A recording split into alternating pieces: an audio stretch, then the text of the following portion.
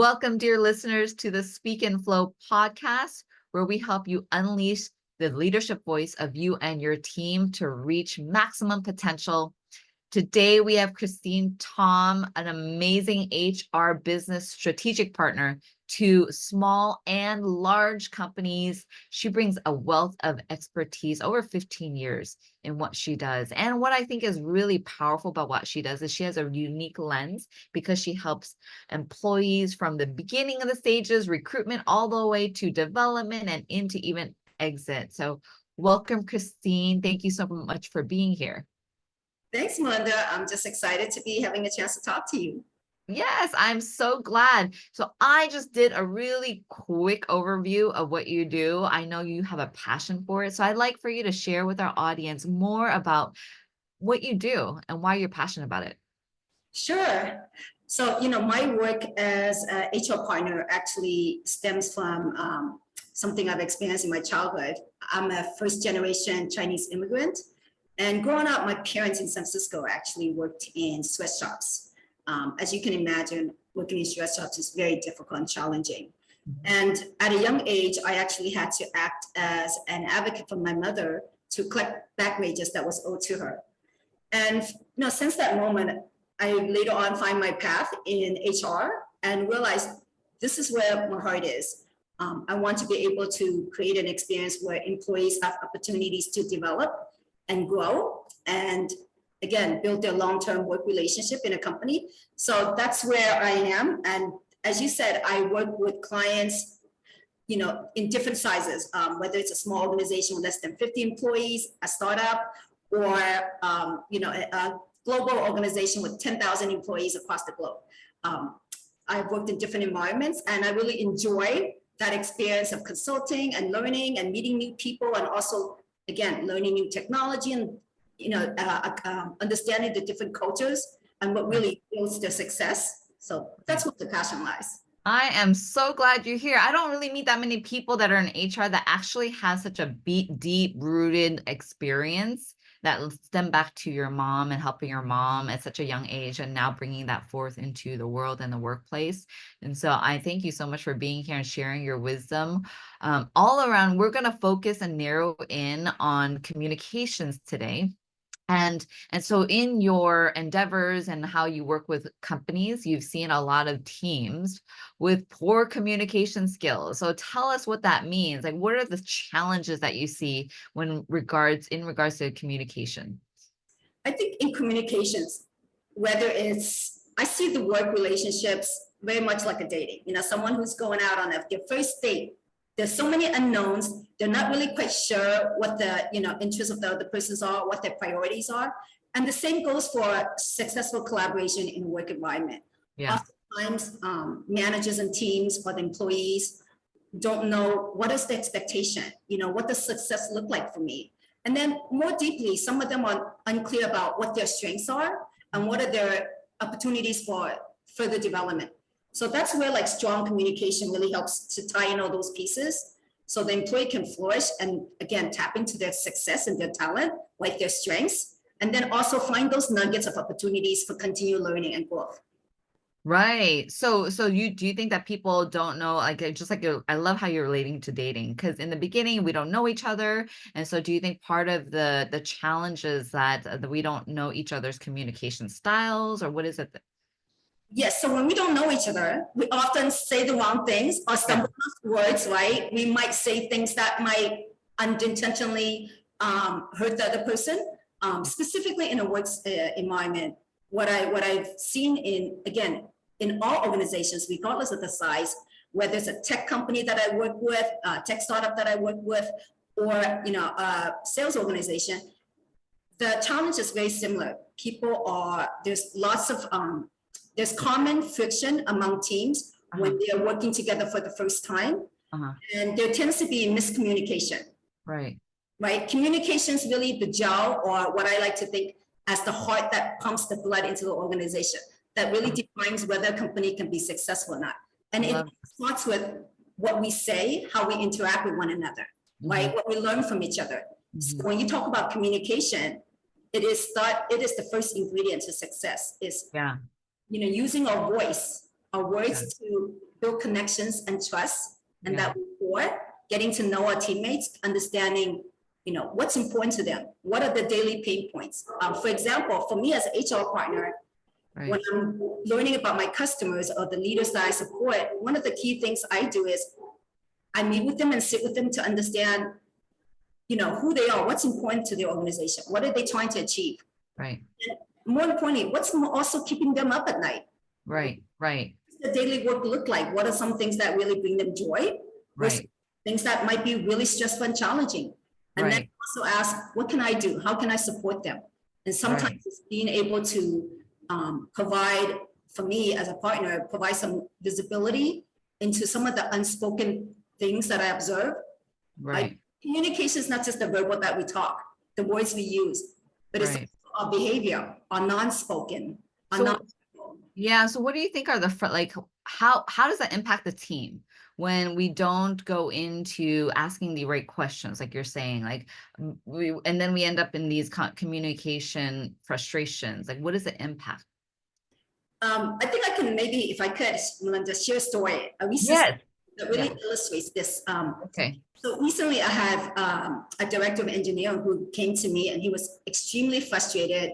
He came to my office and said, you know what, I don't want to work with this new VP of sales who just joined the organization for the last 3 weeks. And he, the director of engineering said, the head of engineering said, I want to quit. I'm done. I don't want to work with this guy. He's just coming to my office and saying all kind of things. And then, so one of the first thing I do is, because I can tell that there's a lot of emotions around director of engineering, clearly seeing his body language, his tone of voice is elevated. Yeah. He's slouching as he's leaning against my office door. I can see the tension around him. So first thing I do is just really, again, acknowledge that I see that you're really frustrated. Can you tell me what's going on?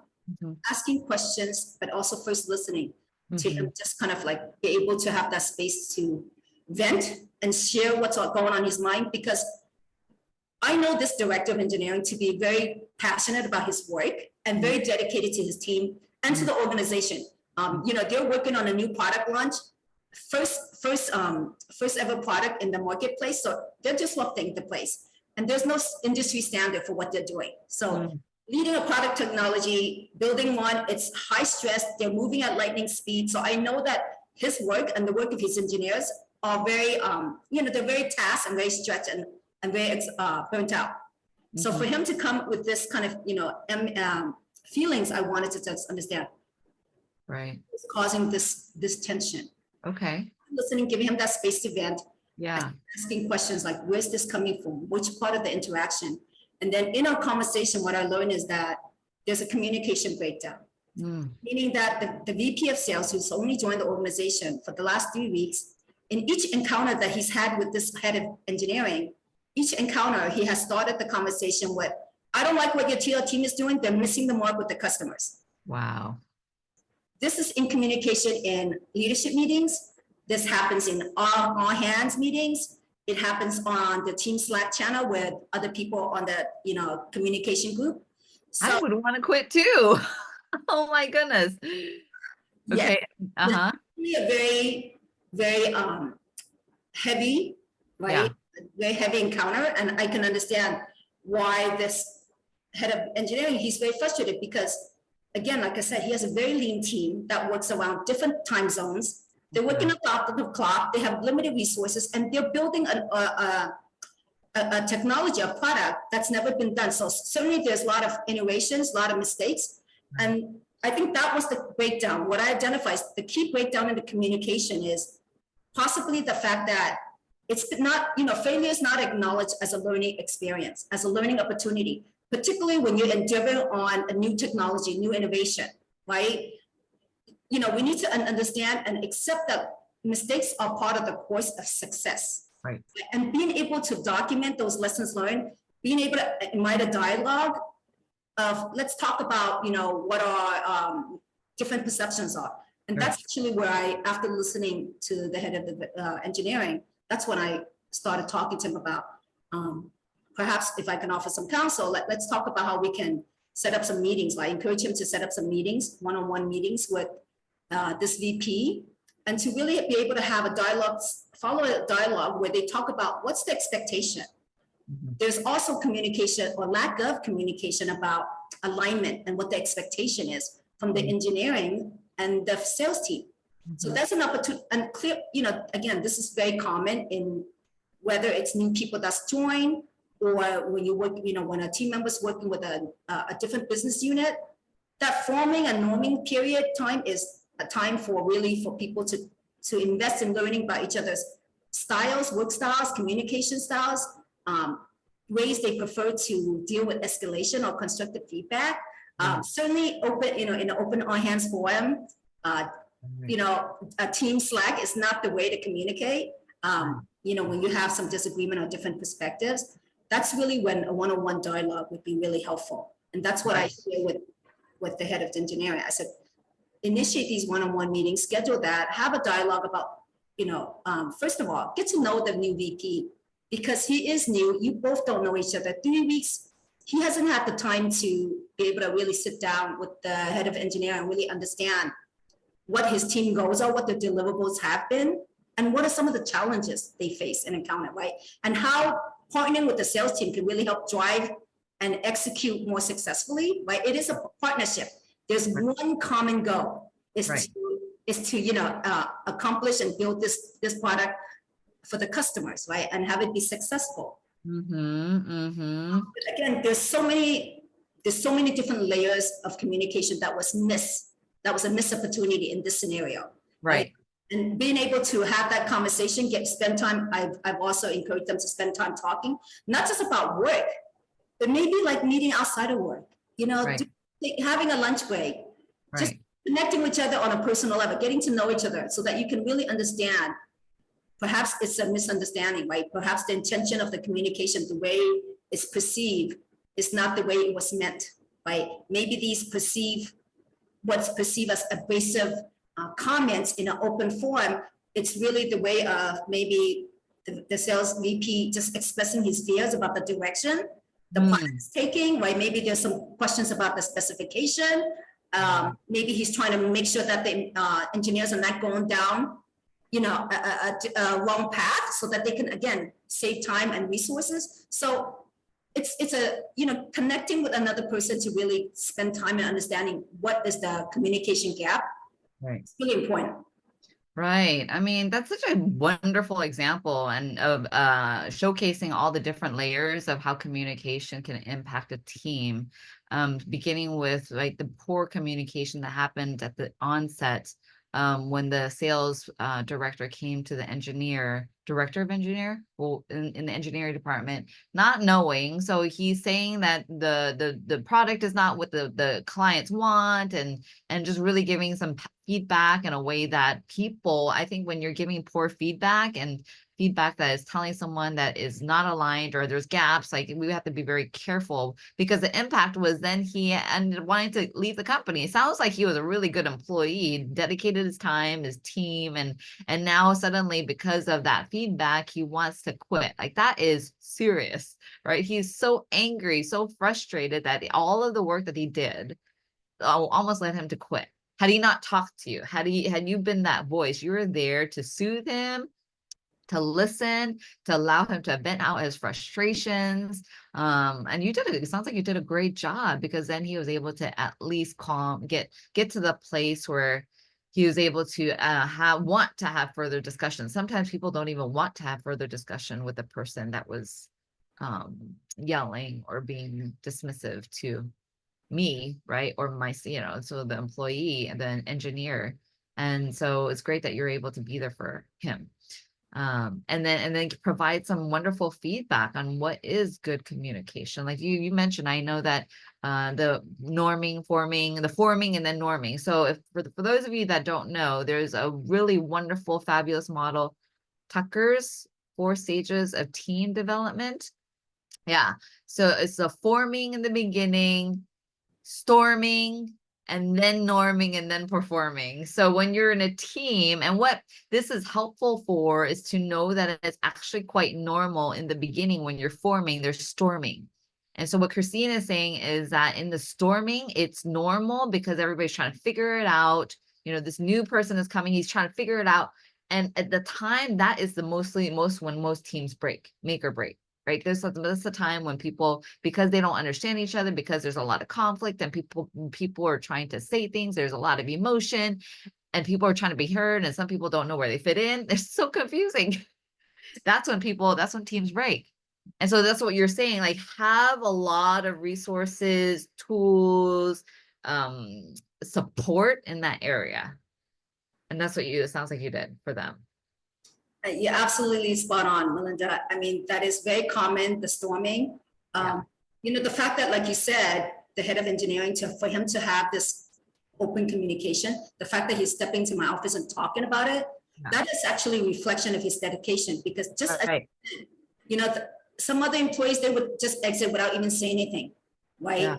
So definitely when we have talent who are genuinely passionate about what they do and very invested in the success of the organization, those are the people that I want to keep. Right. And just by, again, like you talked about, just by listening, by reflecting on what they shared, just acknowledging that yes, it's hard, and giving them the space to, kind of think through what the next steps are. And that's what I coach my managers on. I like to highlight the questions that you asked, because it wasn't just about, it is a partly them venting, but you did ask very specific questions. What happened? Tell me more, right? These are very powerful questions for us as coaches, consultants, managers. When you're talking to an employee and you hear that they're frustrated, they're concerned, like really asking the right questions to get more into their world. Tell me more. When did this happen? How did it happen? Just keep asking those type of curious questions. How did it happen? What are you feeling? What is the impact to you? What is the impact to your team? Those are wonderful questions. That allowed him to, then you said, think through things, because then when they're emotional, they're not thinking through. Yes, and then the other question I asked is also, what would you have liked to Yeah. to look like, right? Right. What would you like this to look like? What would you want? Yes, I love that. Then they're starting to think through the solutions for themselves. What would you like? Yeah, that's good. And just to wrap up, just to give you what happened, he did have the head of engineering and the VP. After some months of going through this, regularly initiating one-on-one meetings, they actually have more alignment. And when they do, what I also advise is that not just among the management and leadership, but also I encourage this practice for all teams, is to have what I call rules of engagement. Clearly define that. How do you want to communicate? Whether you just onboarded a new team into your sales team or your engineering team, ask them what is their communication preference. Do they normally respond quickly to emails, or do they prefer, like, if you have something urgent issue or a quick check-in about, maybe provide some feedback on some things they're working on. Do they prefer a phone call, right? And actually, normally I suggest a Zoom call, a Teams call, have that dialogue, because written communication is very different than a face-to-face or phone call. Because again, just as you and I are talking on the Zoom call, I can see your expression, I can see how you're listening to me. All those nonverbal cues really give us some insight as to what the other person's intending to communicate, right? All these are 4 cues that sometimes is missed when it's just written on a team Slack. So I also encourage them to clearly define what is the rules of engagement. Yes. Communication preference for all your team members, right? I love that. So that's really helpful to get that understanding ahead of time when you're beginning at that dating. Yes. It is true, because then otherwise they're unsaid, and then people have expectations and some people have the expectation and other people don't, and then they stir up some underlying emotions that people don't know about in stories. And so just have it all clearly defined. There's another one that I like, the rules of engagement, is having a set time for everybody. We're going to have 1 or 2 minutes for each person to talk. And if there's something that's really important, make sure we'll put it at the what is it, to talk about later, right? We'll table it for later. Let's just like be specific, like have your goals set on one meeting, and then allocate that each person talks for 2 minutes or 3, whatever time. But just like those things are really good. And if there is an elevation of emotion, there's a key word, there's a cue that you can say that is appropriate. Some people have said, I'd like to use a restroom. Like, It's okay if there's tension that starts rising, because as you and I know, sometimes when there's tension rising, if it's elevated too much, there's creativity is out the door anyways. And so just saying, hey, I'm going to use the restroom, and then just have a break. All right, take a break and allow that to be okay. So that, that's just if the team decides that that's what they want. Yes, no, I love your suggestion. I mean, that is certainly things that, I've suggested to teams before. Yeah.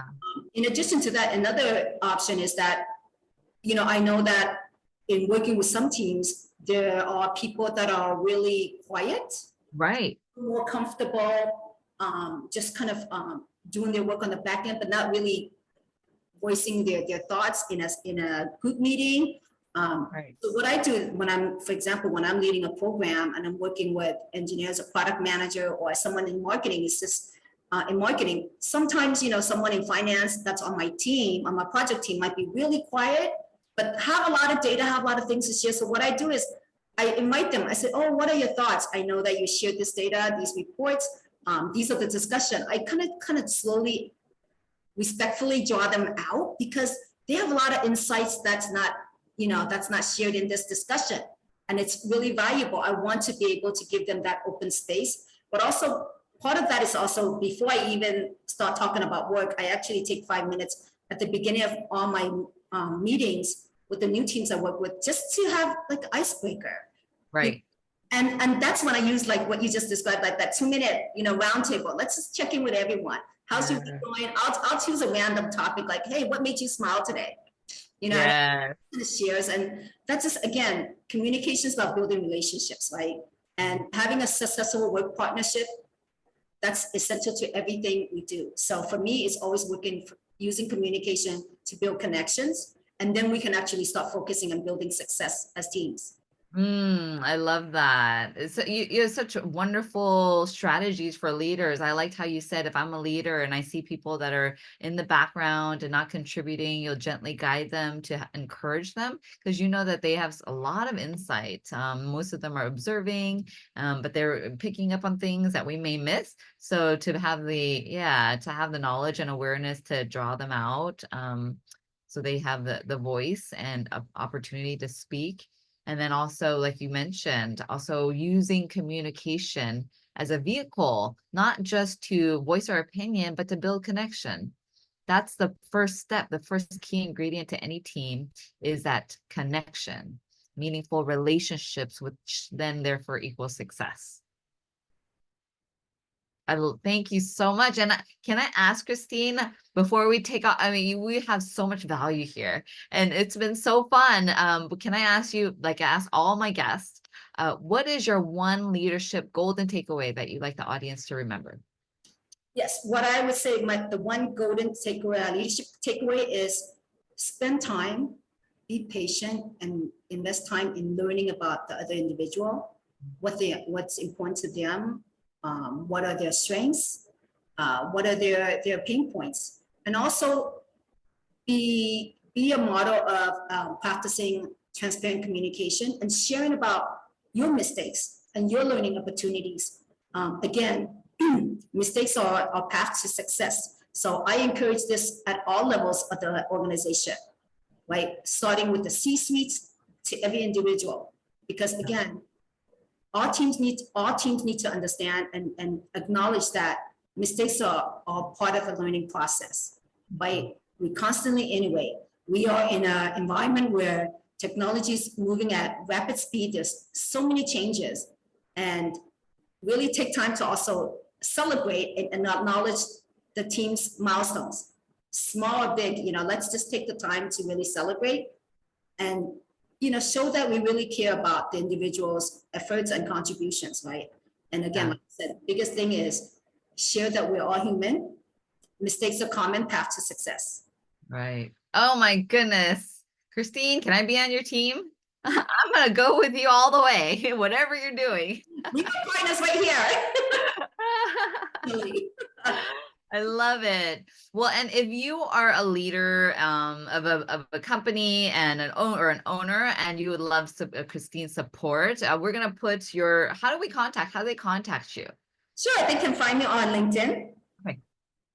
Great. Yes. But reach out to LinkedIn. She's a wealth of knowledge, helping you, your team, your company from the beginning, the employee journey from the beginning all the way till the end. And so that's a really, really powerful set of skills that you have and lens to support our owners out there and companies. So thank you, Christine, for sharing. I really appreciate your time. And thank you, listeners, for being here. Until I see you next time, be well. Take care. Thanks, Melinda. Thank you. Thanks for joining the conversation today. Are you curious on how you measure up with your ability to speak in flow? Come grab my free self-assessment at https://speakinflow.com/assessment. And I'll see you on the other side.